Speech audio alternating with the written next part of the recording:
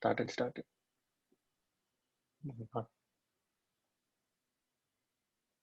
Okay, sorry for the delay. So today, actually, it was supposed to be a discussion on IVUS and OCT, but it was getting out of hand. So we'll finish IVUS today and then talk about OCT and their differences maybe the next couple of days. So a brief, as usual, brief introduction. IVUS, as we know, is just real-time ultrasound, nothing else, where we can assess several things. One, the cross-section area of the artery, the plaque composition, the length of the segment involved. So IVUS has been around for a long time, ever since the early days of the ultrasound. So Baum was the first person to kind of come up with an intracardiac imaging catheter. It's probably similar to the ICE probe as we know now. So later on, the late 90s, people started looking at coronaries. So the principles are simple. Ultrasound, as we know, is used at a higher frequency, 20 to 60 megahertz, gives a reasonable resolution of around 40 to 150 microns. So that's the usable resolution. However, some systems, the high definition, so-called high definition systems, can resolve better. So resolution can be measured in terms of axial, which is the classical IVUS that we know, the axial resolution, or it can be a circumferential, that is the arc, where we can look at calcium, extent of hematoma, things like that, and the lateral as we pull back from distal to proximal. The amount of vessels that the IVUS resolves is the lateral resolution. So coming to catheters, there are two types. One is solid state, the other is mechanical catheters. Solid state is nothing but, as we can see here, there are a lot of elements. In fact, around 64 elements which are kept around the distal edge of the IVUS catheter. So each of these elements will produce an ultrasound, like our piezoelectric, like the matrix probe and all the probes that we have. So 64 elements produce ultrasound, and thus the frequency used is around 20 megahertz, at least in the Philips systems, compatible with the 5 French guide. So in a mechanical system, on the other hand, it's got a lot of moving parts. So there is actually an ultrasound element, as we can see here, at the tip, which is rotated by an external unit. So all the major companies make it. So the difference from the solid state is that the guide wire actually runs through and through in the solid state system. But in the mechanical, the guide wire actually, is outside the imaging element, like how it is in an OCT. So, but it produces a small artifact, but it really doesn't matter.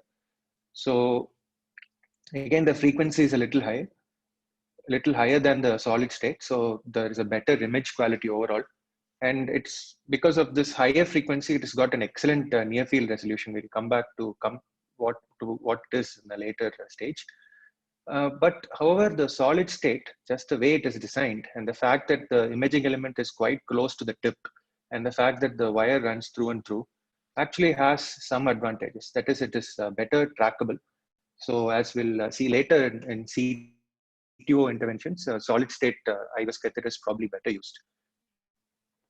I've mentioned that here. So it's got really no moving parts. So when we pull back, when we yank it back out of the vessel, because of the lack of any moving parts, the solid state catheter actually does not cause any deformation of the image. So what is called as a NURD, nothing but a non-uniform rotational distortion, is not present. Instead, a NURD it's a rotational distortion. So a NURD is quite common in case of a mechanical system. So before we enter the procedure and other steps, we'll just take a brief look at what artifacts we can normally see first, and then we'll move on to what a normal image is a little later. So I'm assuming, we all have seen IVUS and its uses. So I don't really have to say how an image normally looks like. So common artifacts would be something like a halo artifact, which is seen around the IVUS catheter. This is the IVUS catheter, so it's around the IVUS catheter.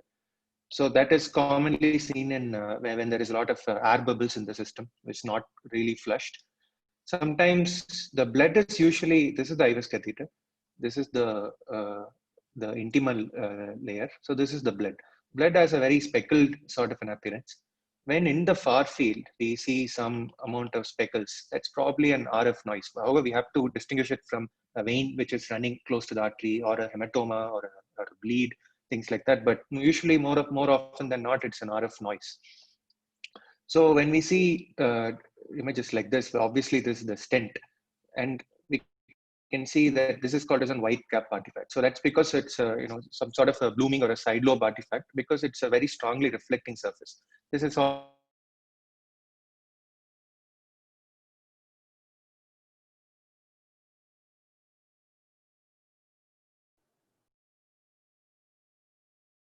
Is audio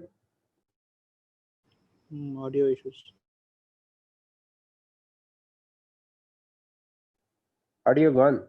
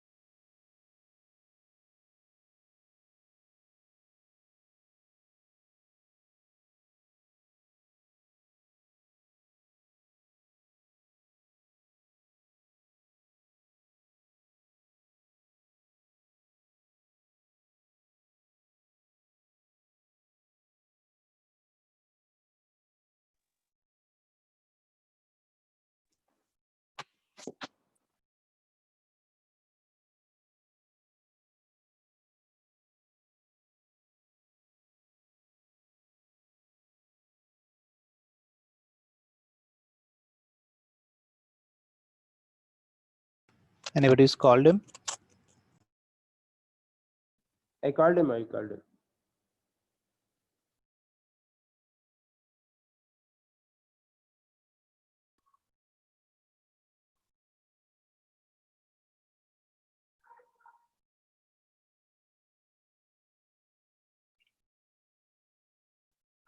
Hello? Hello? Yeah, audible now. Audible, and okay. I think somewhere near that stent thing it got cut. Yeah, white cap. Anyway, White cap. yeah.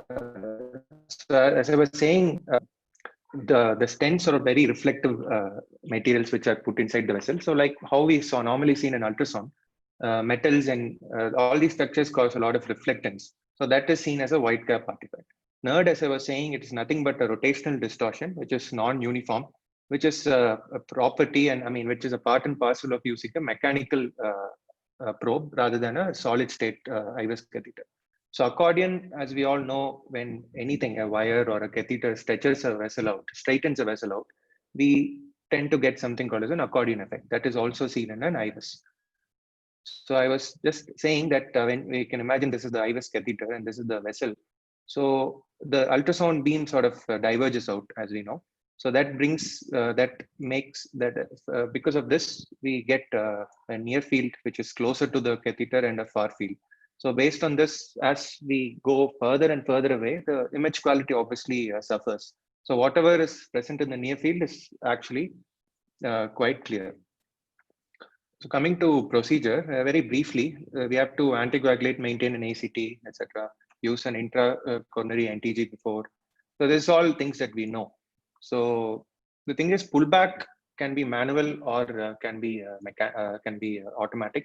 So various systems do pullbacks at various speeds, and obviously when we pull it back too fast, the image quality suffers. So co-registration is very important, where we co-register the IVUS system with the CAG. So safety, considering that these studies were done quite early in the 90s, those systems were older, bulkier, not rapid exchange. So in these systems, the safety margin was quite low. That 1 to 3% for a diagnostic test is quite high. But more recent studies have found that the risk is very less, and there is definitely no risk of increasing atheroma, increasing disease progression, or when we are imaging vessel after a transplant, there is no risk of any allograft vasculopathy as well on using IVUS. Coming to image interpretation, As we know, there are three layers to the vessel wall: the intima, media, and the adventitia. So normally, in this image we can see clearly this is the IVUS catheter. The black one is the blood, which is having a very speckled sort of a look. So what comes after the blood is the intima. So the intima is usually, in this image it's more clear. The intima is thick because of all the plaque and whatnot. So what follows the intima is the media. The media is normally a blackish structure, and what is after the media is the adventitia, and the adventitia is often not very clear. It sort of diffuses out into the pericardium or the myocardium and all the structures which lie beyond. So this classical look, that is the blackness of the blood followed by an intermediate intimal layer. If there is no plaque, then the intima obviously is a little less thick in size, followed by the black uh, circle of the media, and then finally a echo bright adventitia. These are the normal layers which we find in a iris. So when we are doing an imaging study, and when we want to measure the amount of the plaque, what we'll have to do is we have to include the media as well in this, because media is the only clear demarcation. We have to. Sorry, there's a lot of disturbance. Is it Arun? Yes. Yeah, I got that. You okay? Usual. Okay.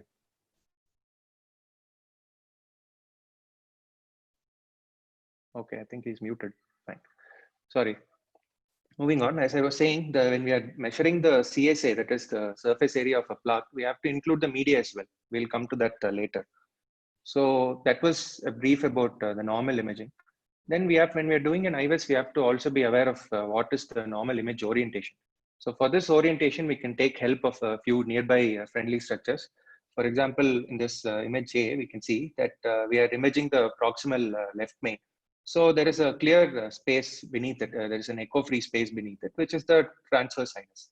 So this is again a common occurrence found in the lateral aspect of the aortic root, as mentioned here.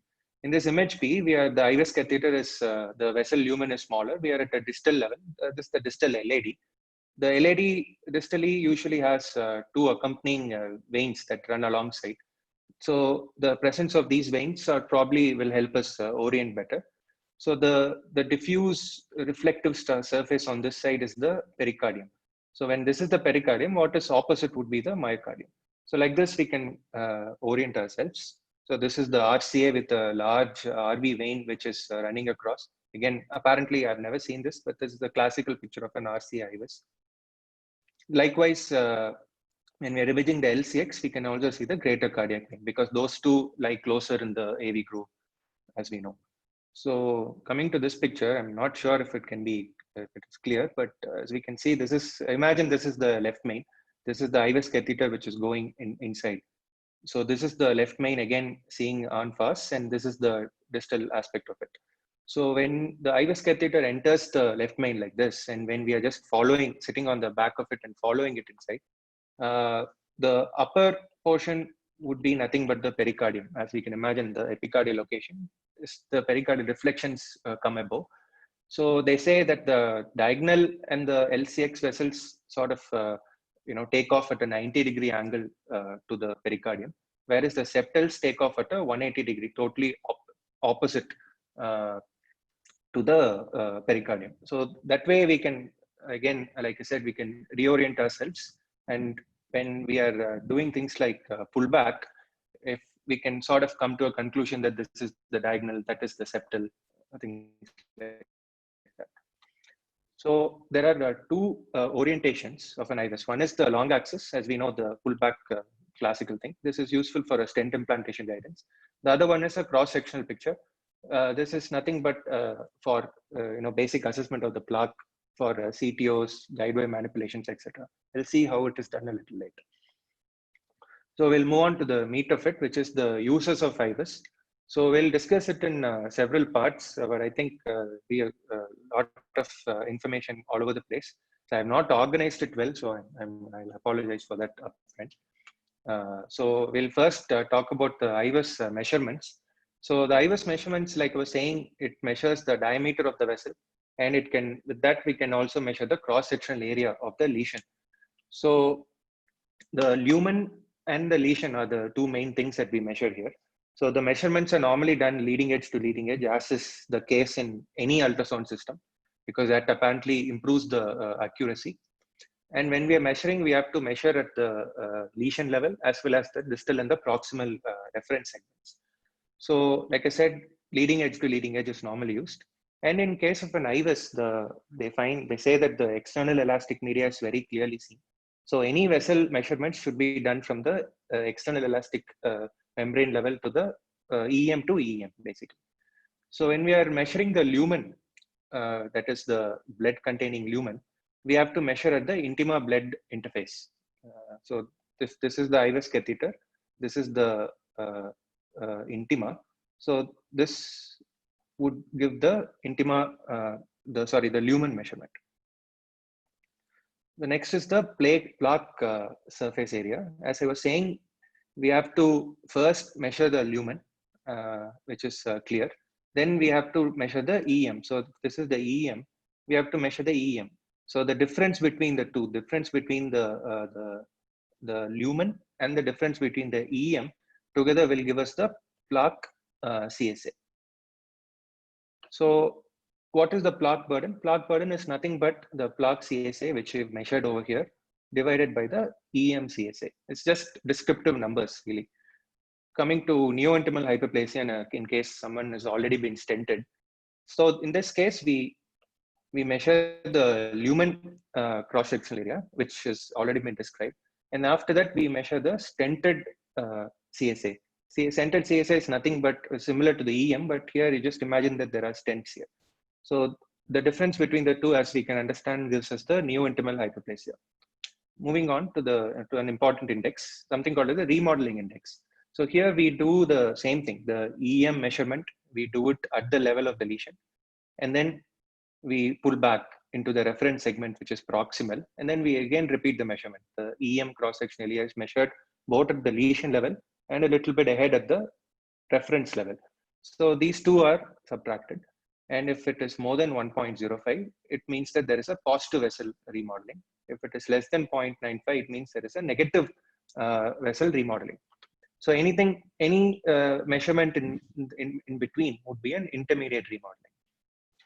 So moving on, how do we measure calcium? So calcium, we'll see that in a little later, but calcium is usually either deep or superficial, etc. And when this white thing here is the calcium in this image. So if the calcium is present at any level, it will cause acoustic shadowing.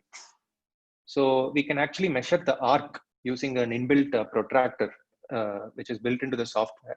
And based on the arc of calcium, we can come to a reasonable conclusion of how much calcium is there. So this is a brief page on IVUS measurements. And most of these measurements are a recurrent feature in some of the trials, etc. So it's important that we know this. Anyway, moving on, the first important use of an IVUS is tissue characterization. I believe this has already been discussed during our earlier vulnerable plaque discussion. So I'll be very brief here. So tissue characterization can be based on three specific methods. One is by using a routine grayscale IVUS. The second is by using something called as a radio frequency IVUS.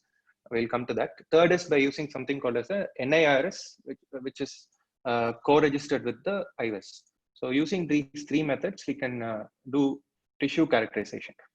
So using a grayscale IVUS, what we can look at is grayscale IVUS is very, it's not quantitative, it's qualitative. So we can only come to an assumption, and what is lipid pool to me would be a fibrous plaque to another person. So it's subjective. But however, few things are very clear. One is looking at calcification. Like I said, it's a very echogenic. It causes acoustic shadowing, and a lot of artifacts are found. We can measure the arc, the angle, and from that we can calculate how much calcium is present, the total burden. And we can also come to a reasonable conclusion on the depth of calcium, whether it is superficial, deep, etc. The next important type of lesion would be the fibrous lesion. Fibrous lesion is also echogenic like the calcium, but calcium usually tends to attenuate a lot of the ultrasound. So attenuation is very high. Fibrous is not that as bad as the calcium. It still attenuates, but it does not attenuate as much as a calcium. It's sort of in between. So it causes partial acoustic shadowing because of that. But fat, on the other hand, there is hardly any attenuation, so it tends to appear dark. So the point here is that if the attenuation is very less, that means a lot of ultrasound is let to pass through, then the structure appears dark. So that dark structure is usually a fat. When there is a calcium, on the other hand, the attenuation is very high. So the absorption of ultrasound is very less. A lot of ultrasound gets reflected. So because of this, there is a lot of acoustic shadowing, and the structures appear dark. So sorry, appear bright. So there are a few examples here. Again, these pictures are all taken from Topol's chapter on IVUS. So in this first image, we can see that there is a fatty plaque, low attenuation. We can sort of see the entire thing. So here the attenuation is a little better.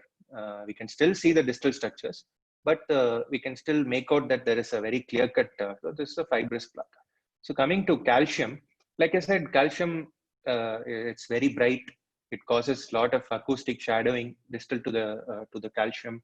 It has very high attenuation, but we need to identify whether it's a deep calcium or a superficial calcium. So when there's a superficial calcium, when you're preparing a lesion, maybe an atherectomy would help. But when there is a deeper calcium, so we may have to think of using something else like an IVL or some other method to prepare the lesion. So when the calcium is deep, we can sort of see the intima first, and then the calcium, and then the acoustic shadowing.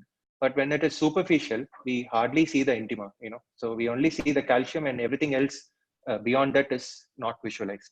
So based on this, we can come to a conclusion on how deep the calcium is, and then further, like I said, plan lesion preparation.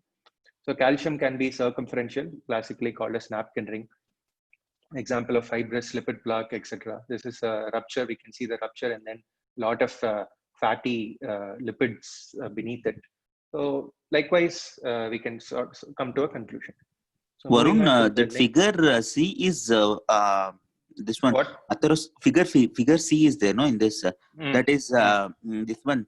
Atherosclerotic plaque calcium, or that is adventitial calcium? So it's deep. It's not adventitial yet. No, it's still in the intima media. Intima only. Intima media junction. Okay. We can see that. I was saying that we can see the intima, then we see the calcium, then we see a lot of shadowing distal to it.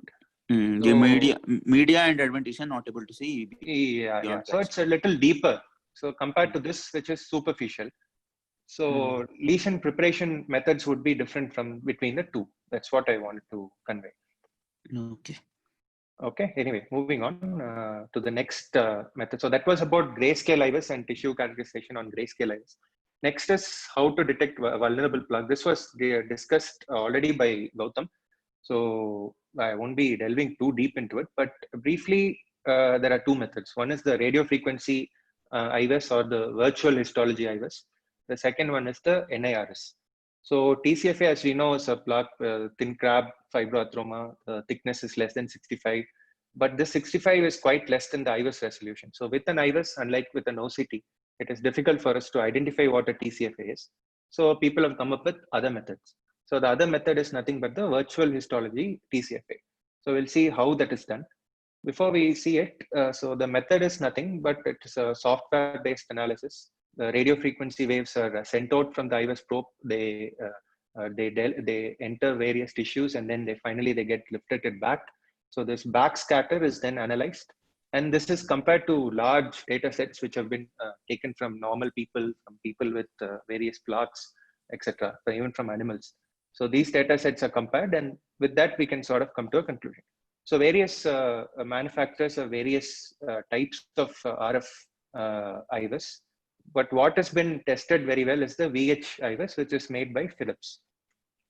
So this very unclear looking table, I'll keep a better picture later when I upload it. So it tells us the differences between the IMAP system, IB integrated backscatter IVUS, and the VH IVUS. So, and how the various parameters are different. So, but because most of the studies are with VH, we'll discuss just that. So the VH virtual histology in IVUS classifies the plaques into 4 types, into fibrous, fibrofatty, necrotic, and calcium, based on the software magic and various color coding. We know that the fibrous tissue is appear as green. Fibrofatty appears in a lighter shade of green. Necrotic core appears as red.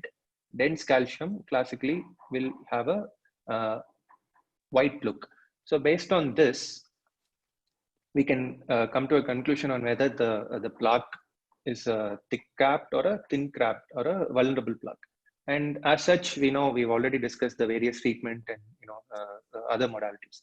So coming to the trials which actually looked at VH-IVUS, the couple of trials which we need to know are the one is the Prospect, already discussed, but briefly 700 patients with ACS were subjected to 3-vessel IVUS after the PCA was done.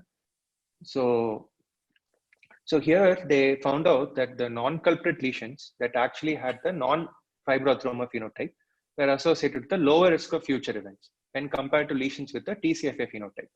So that's the basic thing, the take home there. So other studies where VIVA and Athroma IVUS basically came to the same conclusion. So what about virtual histology IVUS as an adjunct for PCI? The studies again have found no benefit. But VH-IVUS, can it be used in assessing response to pharmacological therapy? Yes. Studies have shown that, I've not quoted them, but they've shown that there is a regression of the plaque and disappearance of the TCFA features on long-term statin use. So the next modality is NIRS. NIRS stands for near infrared spectroscopy.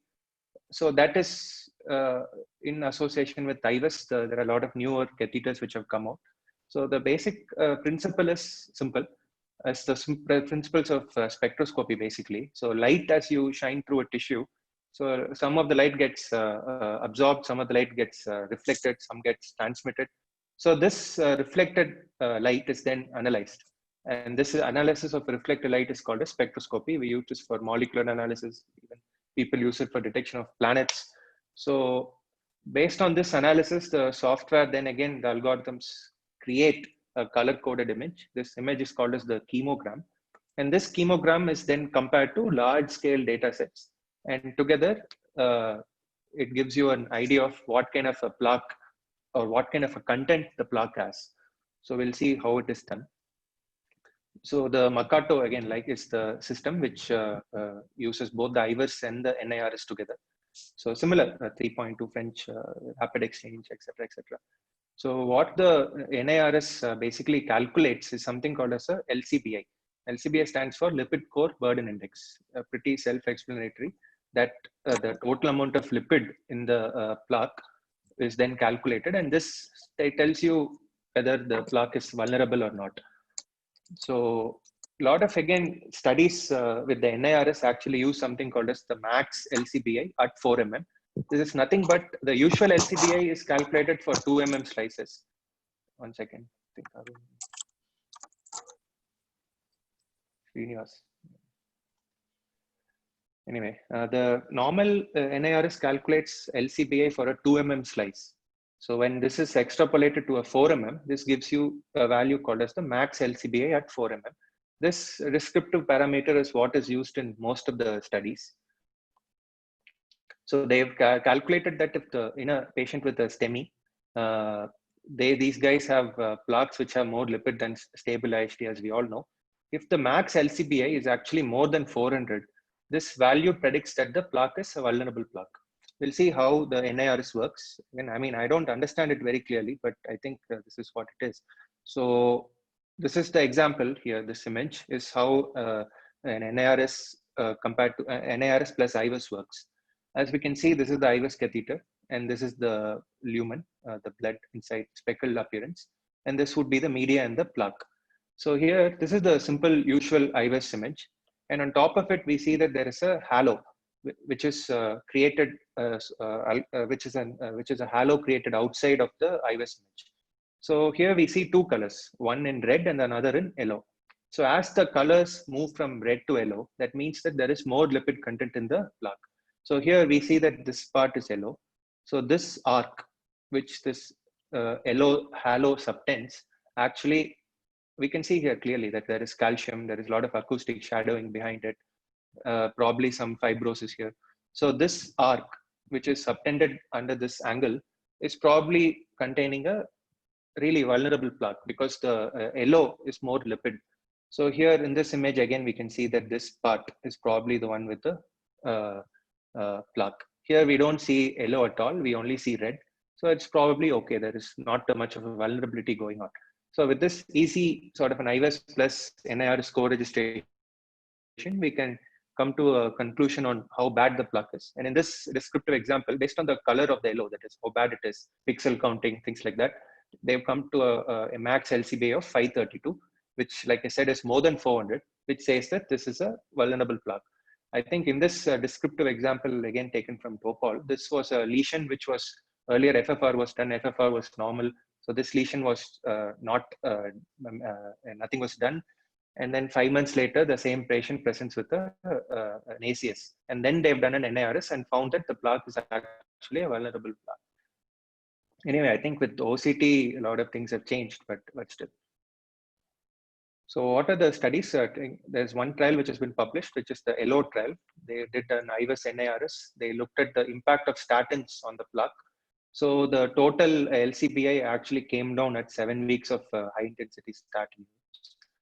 2 more trials are going on, Prospect 2 and lipid-rich plaque study, to look at if NIRS can be of any help in patients who have plaque and vulnerability involved in it. So far we've looked at IVUS measurements and quantification of, looking at a plaque by grayscale, virtual histology and NIRS.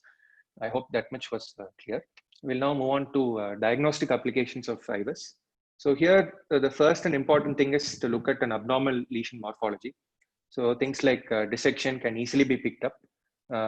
Dissection classically appears as a fissure in either the intima, the media, or deeper down into the adventitia. Or when we have stented it, the dissection can appear at the edge of the stent. And sometimes it can even appear in the neointimal hyperplasia, which is formed inside of a stent. So the dissection can be anywhere. So wherever it is, it can be picked up by using an IVUS. So depth, like I said, and extent, whether it is circumferential or longitudinal. So after the dissection, we can look at hematomas, whether it is intramural or extramural. An intramural hematoma is nothing but a blood in the media. So this blood tends to displace the external media outside and the internal media inside. This is pretty self-explanatory. The extramural hematoma, on the other hand, is present outside the artery. So the circumstances which give rise to an extramural hematoma is post in CTO intervention and in patients who we've used in atherectomy. So post these interventions, CTOs doing atherectomies, if we find extramural hematoma, then we have to be a little more cognizant of the potential for antiplatelet use and all. We'll have to be a little more careful on that. So moving on to extramural hematoma means outside the outside. It's self-explanatory. Extramural, outside. Totally extra. Anyway, moving on to thrombus. Thrombus is an intraluminal mass this time. It's got a layered pedunculated look. This way, people have found that it has a lot of microchannels with a lot of blood flow involved. We can actually see that by IVUS, although I have not mentioned it anywhere. So blood, as I said, is echo dense. It's got a sparkling look. So thrombus also tends to retain these characters. So this just a few examples of dissection, including a superficial, deeper dissection, etc. So the image D is an example of an intramural hematoma. As we can see, a sparkling look. It is still present well within the vessel wall, and it is displacing the media inward and outward. So how is IVUS used in an allogenic vasculopathy or a post-transplant vasculopathy? So here we find that patients who have had transplants develop intimal thickening and further vessel remodeling. So using the IVUS, we can measure something called as a maximum intimal thickening, or the MIT. So if the MIT is more than 0.5 mm in 1 year post-transplant, this tends to increase the risk of all-cause death in MI. So also patients who had transplants, they tend to develop a lot of periarterial small vessels. And these periarterial small vessels outside of the adventitia can be picked up by a IVUS. And in fact, it's highly recommended that IVUS be used to detect allogenic vasculopathy. IVUS can be used for myocardial bridging as well, where it can, because myocardial bridging is a very dynamic thing. Putting a catheter inside, we can look at how the compression happens in a dynamic fashion. So the muscle bundle in this case tends to be seen as a halo around the vessel. Again, I wanted to put a picture, I seem to have forgotten. Anyway, so moving on from lesion assessment to how we can use an IVUS. This is probably the most important part of the discussion today. So the first thing is in cases of ambiguous lesions. So when we have an very equivocal angio, obviously an IVUS can be used. Also, we have to understand that side branch assessment is quite reasonably well done in case of a distal LM bifurcation by using an IVUS. So what about intermediate lesions? This purely is in the pre-FFR era, because I believe that things have changed now for intermediate lesion assessment. So intermediate lesions 40 to 70%. Before the FFR, people have found that we can measure the minimal lumen area. So if in a non-LM situation, if it is 3 to 4 mm, it's okay. So people have done studies in which they did an IVUS. They found that MLA was between 3 to 4 in a non-LM situation. And they differed. So lesions which were above 4 mm square were actually differed. And they found that at 2 years, the target TLR rates were lesser. It's only 2.8%. So what's the problem with an MLA? The problem is that we can't really trust it because populations, MLA keeps changing. So it also depends on how much of the myocardium is subtended by that vessel. So the MLA can be hugely different if in case of a dominant left system versus a non-dominant left system. Also, the vessel location matters. Again, studies have found that for the left main, the MLA calculation still holds true. The cutoffs now in a European population is 6 mm, and in an Asian population is a little lesser at around 4 to 4.5. So this amount of MLA for an LMCA is reasonably accurate, because the variation they found over large amounts of population were little less compared to the other epicardial coronaries. So this I'll skip it. But the problem with the IVUS is that we can't simply say an MLA is 5 and we can differ. We also have to use FFR in the current era. We have to look at the diabetic status and the total plaque burden. So these, obviously the other factors also come into play rather than using it as a very binary thing. So in a pre-interventional assessment, how can IVUS be used? So we can sort of predict if the PCI will lead to a slow flow or a no flow situation because of if suppose the plaque has it's large, it's got less calcium but more of lipid, a lot of thrombus burden, large amount of necrotic core. These are the lesions which will potentially give rise to a no flow or a slow flow situation. So this can be identified by using a pre-interventional IVUS. So probably one of the earlier earlier studies of IVUS looked at this aspect, which is the stent and the balloon size selection. Cloud, Best, Avio were some of the trials initially that looked at IVUS guided balloon sizing, either in pre-stenting era where they only used balloon angioplasty, or even in the DES era where they used IVUS to select post-dilation balloons. So in all these studies, IVUS was found to be useful, as is the norm now, as we know very well now. So what about intra-procedural problems? So this image, again taken from Topol, nicely shows us with examples of how intra-procedurally IVUS can be used. In this picture, we can see that there is an incomplete expansion. There is a lot of incomplete expansion of the stent. In image B, this is an example of how an edge dissection looks distal to the stent. So image C was nothing but that there was a significant burden of plaque in one of the segments where the stent was, it's probably implanted, but it was still a missed lesion. So this is an example of a spasm which can occur. So here there is, it's very clearly seen that there is the apposition is not complete. A lot of gaps where the stent was, so probably needs some more optimization. In this image, I'm not sure if it's clear. We see a lot of structures inside the lumen after the stent has been implanted. So this is nothing but a tissue protrusion, either thrombus or some other plaque material. So this is an example of a hematoma, which is similar to the blood, lot of sparkling appearance. Here, like Arun was saying, this is an extramural hematoma, which is well beyond the margins of the vessel. So moving on to how we can optimize after we have stented by using something called as a minimal stent area. So in the BMS era, it was found that for every 1 mm² increase in the MSA, there was a 19% risk of restenosis, reduced risk of restenosis. So what is optimum stent expansion? Various trials have used various numbers, but briefly, if the in-stent MLA is more than 90% of the average reference lumen area, it probably means that the stent has been optimally expanded. So the probably at this current day and age, the most important use of IVUS is still the left main interventions and the bifurcation interventions. So in case of a post-PCI situation, when the MSA is less, or if there is a lot of NIH, neointimal hyperplasia, which is present, this studies have found that it increases the risk of a side branch restenosis. So this is in case of a provisionally done left main to LAD stenting, for example. So anyway, move on. So we'll now discuss IVUS in left main in a little more detail. So the problem with the IVUS LMCA interventions were that the left main actually subtends a large volume of myocardium. There is really no proximal reference, unlike LAD or an LCX where there is a proximal reference. Here there is no proximal reference. A lot of, again, studies have proven that the left main and the left main bifurcation is actually diffusely diseased, contrary to popular belief. Also, left main tends to involve both the ioto-osteal regions and the bifurcation. So here the angiography is not that good enough. So IVUS can help in various ways.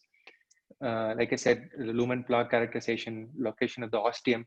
What is the MLA in case of a left main? As I was saying, in a large European population, even the Euro-PCR consensus says that less than 6 mm² for the left main is significant in the European population.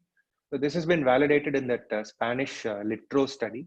So the MLA of 6 mm or more for the left main probably means we can differ. But however, in the nation population, it's still less. A lot of studies are still pending. So like I said, in the current physiologic PCI era, how does IVUS help for an LMCA?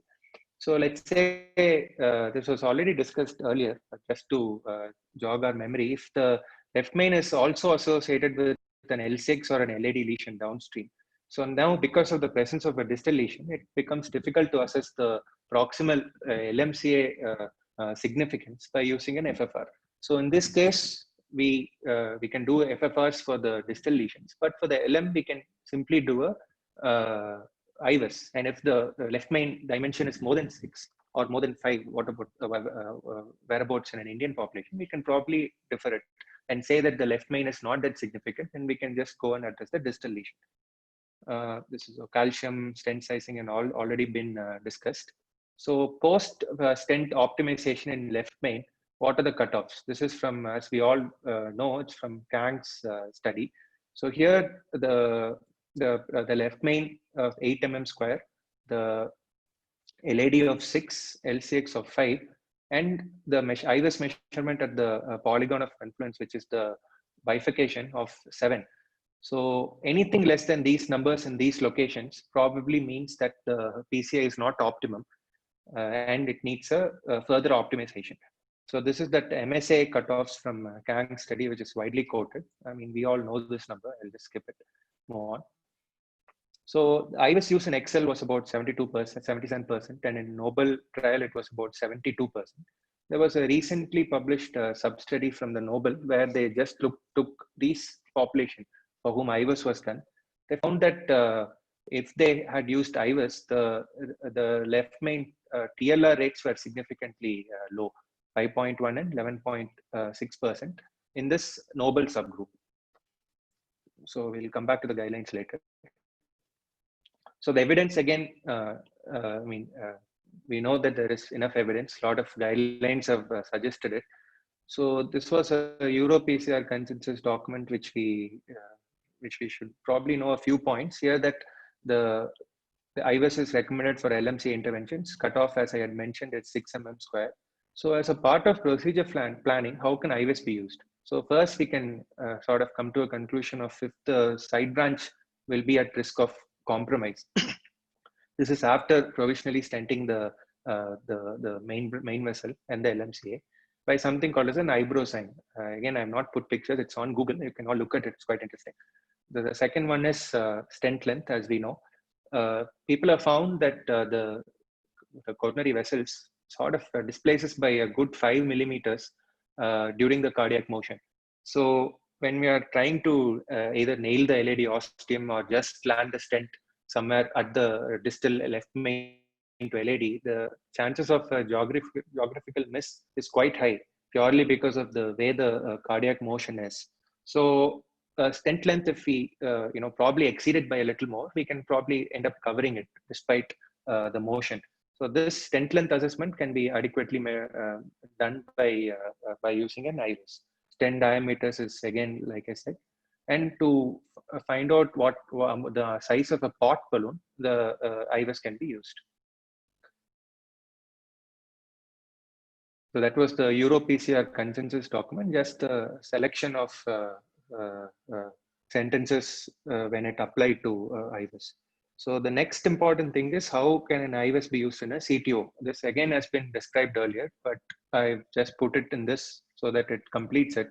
So again, the same thing, lumen and plug can be assessed. We can look at if the proximal cap is ambiguous, if we are not able to proceed by a simple antegrade wire escalation, we can actually do something called an IVUS guided puncture. This can be done by two methods. One is that we can keep an IVUS catheter in the main vessel, just abutting the lesion, and still try wiring it. The other better way is to keep the IVUS catheter in the side branch over here, just at the side branch. So here we can understand that this IVUS image will also include the proximal cap. So with this IVUS guidance in the side branch, we can actually wire the main vessel. Of course, this needs a bigger guide catheter, and the angle of the side branch must be optimal. If the side branch is somewhere here, then obviously we can't image the proximal, the ambiguous cap. So secondly, after the wire is crossed, again, the IVUS can be used to find out if the wire is in the true lumen or the false lumen. If suppose the wire is in the false lumen and we have actually advanced the IVUS catheter over the wire into the false lumen, it's very, again, self-explanatory that it is now in the false lumen. IVUS will tell us. And using that guidance, we can just put a parallel wire and try to get into the true lumen. Again, once the lesion is crossed, sometimes we find that the distal vessel is quite underfilled in a CTO. So optimal stent selection can be difficult with just an angio help. So IVUS can be used. So there was a study called as the IVUS CTO trial. In this, they did not use IVUS, interestingly, for guide wire crossing. They crossed the wire into the main vessel without IVUS help. Then they did an IVUS guided versus angio guided PCI. And they found that the total TVF, that is death, myocardial infarction, and target vessel revascularization, were less in the IVUS group, which is probably what is expected. And like I already mentioned, it can detect location of the hematomas during a CTO recanalization procedure. So again, this also I have mentioned already, that a solid state catheter is preferred because of the sheer nature of the catheter and the fact that the imaging element is at the tip. So moving on to IVUS guided PCI in general, not left main, not CTO, in general. This was a forest plot, sorry, from a recent 2020 meta-analysis of all the IVUS trials so far. So this particular plot looks at the entire breadth of the major adverse cardiac events. Lot of heterogeneity here, as we can see, except for a few small trials like Matrix example. So for MACE, the difference between IVUS and an angiogram is still not great. The difference is still not very significant. So, but before we move on to the other important aspects, we'll take a look at two important trials, the bigger of the trials. One is the IVUS XPL, which again was published in 2015, and the 5-year outcomes were recently published in 2019. So the study was simple, that it took 700 patients for IVUS PCI and 700 for just angio guided. They used Xine's contemporary stents. Lesion lengths were all long lengths, more than 28 mm. A good amount of patients had ACS. So the primary outcome, the usual classic death MI TLR, were low. when they did IVUS versus CAG, and this was primarily driven by target lesion revascularization and not the hard endpoints of death. At 5 years, the difference was maintained. Again, IVUS versus angio was 5.6 versus 10.7, predominantly driven by TLR. So ADAPT-DES was a different trial. They didn't really look at IVUS guidance, but they found that ultimately IVUS guidance reduced stent thrombosis at 2 years. Interestingly, IVUS XPL, I have not mentioned it, had another small, they had a 2x2 factorial design in which they also looked at whether stent thrombosis rates are any different. But I have not mentioned it. But however, there was no difference in stent thrombosis by either using IVUS or by using CAG. Only the target lesion revascularization rates were different. Ultimate was another recent trial, 2018, all comers, similar number of patients. At 12 months, they found that for IVUS versus CAG, the total target vessel failure rates were lesser when they did an IVUS as compared to a CAG. So, like I said, most of these differences in all these trials were predominantly driven by target lesion revascularization and not the hard endpoints. So, looking at this forest plot from the same meta-analysis, we see that some of these trials, that is the GAVO trial, even IVUS XPL and Ultimate also, the curves are a little closer towards IVUS. Heterogeneity is in fact come down when we compare it to the other forest plot looking at the maze. So this we can all read. It was recently published. So this is the meta-analysis of all the IVUS trials. But again, some retrospective studies, huge number of population, 20,000, 30,000, they have in fact said that IVUS guided complex PCIs actually reduces cardiac deaths. So this is for all PCI, not just for left main. Left main, there is a clear evidence, but for all other vessels, the evidence may be a little lesser. So this is just a few pictures of how an IVUS workflow works. We don't have to really look at all this. We can just read it later. This picture says how the stent sizing is different from an IVUS and an OCT. We'll discuss this when we discuss the OCT in a little later. So yeah, this is important. So post stenting, what are the issues? So again, like I said, different studies have used different cutoffs, but briefly, any stent expansion above 80%, this is the minimum that we should achieve. An MSA of more than 5.5 by IVUS and 4.5 by OCT should be achieved in non-left main lesions. This again, just a few numbers for us to remember. The OCT cutoff is lesser because the measurement in OCT is done differently and the measurement in IVUS is done differently. So an acute malapposition, which is less than 0.4 mm, and the longitudinal extension less than 1 mm is fine. It should not be corrected.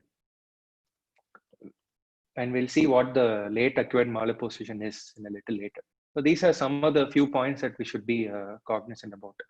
Coming to the next thing, I mean, this has already been mentioned here, malapposition. Like I said, 0.4 mm longitudinally less than 0.1 mm should not be corrected. So it is fine. These least amount of malappositions are actually integrated into the neointima and we don't have to worry. So, but what are the malappositions and that we have to be worried about? So there's something called as a LISA, as we all know, which is nothing but late acquired stent apposition. So the impairment of stent apposition can be at the baseline level when we are doing the PCI. It can be persistent, that is, we find malapposition at follow-up, or it can be a late acquired stent apposition, in which case, initially after the PCI, there is a good apposition, but we find that later on, over time, when we look at these patients, they actually develop malapose, that is, the struts are not opposed. So this is nothing but a new ISA in a segment where all the struts were initially opposed well. So this is the LISA. So again, a lot of IVUS studies have shown that the baseline ISA rates are quite high, around 8 to 30% in patients with DES. This is probably because of undersized stents, under expansion, or something called as a mechanical ISA. Mechanical ISA is nothing but because of heavy calcium, we are somehow not able to actually do a good job. So this is a mechanical ISA.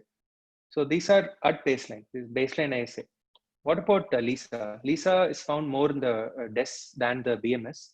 Newer generation DESs have a reduced amount of late ISAs. So the LISA again can be classified into biological ISA. This is because of issues with the vessel wall. So it could be because that the initial thrombus, which gave a nice appearance of position, has now there's a dissolution. Or it could be because of a positive remodeling, in which case I'll come to this later. Or it can be because of a regression of the plaque with good treatment. So these are things that we know, just trying to explain it here. So this positive remodeling is quite interesting, that the studies have found that when LISA happens because of positive remodeling, they found that the struts are actually unopposed in the disease-free side of the vessel rather than the vessel with the plaque. So this was found in studies. So again, this is just telling you how LISA happens. So moving on to strut fracture, again, it could be a simple separation, subluxation, or an intussusception where they move inside. This is the Stanford classification of a stent strut fracture. So this, again, it's very self-explanatory. We can just look at it later. So this picture again tells you everything that we've discussed, the MSA, the lumen area of 80%, etc. And the Mahler position also. These things are acceptable. These are all acceptable levels. So what are the other uses? So IVUS can, importantly be used in venous interventions. I have not mentioned about it, but IVUS can be used in recanalizing veins, IVC, down into the iliacs, etc. In case of a vascular scaffold, the bioresorbable scaffolds, again, higher definition, that is 60 megahertz or more, IVUS can be used in order to image the struts. So the guidelines, again, we all know this. For a lesion assessment, it is 2A. When we are looking at restenosis, IVUS or OCT should be considered. This again 2A indication. So during procedural optimization, again, both are still 2A indications.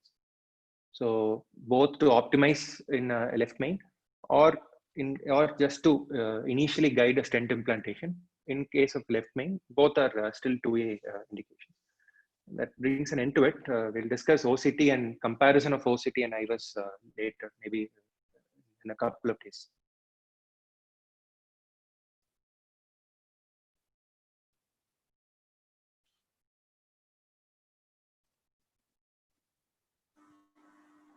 Nice, Varun. Nice compilation. Thank you. You told the mechanical and solid state anta those scopes, they are same as the single element transducer and phased array transducer, alla? Yeah. Similar. You can sort of assume it like that, but the solid state is nothing but that has no mechanical, no moving parts. It's like a solid state drive. Okay. Whereas the mechanical one rotates actually. Mechanical, has an imaging element at the tip which rotates at around, I think 1000 to something. I've written it. I forgot the value. Okay. RPM. Sorry. Yeah. Varun, one doubt. You had shown that remodeling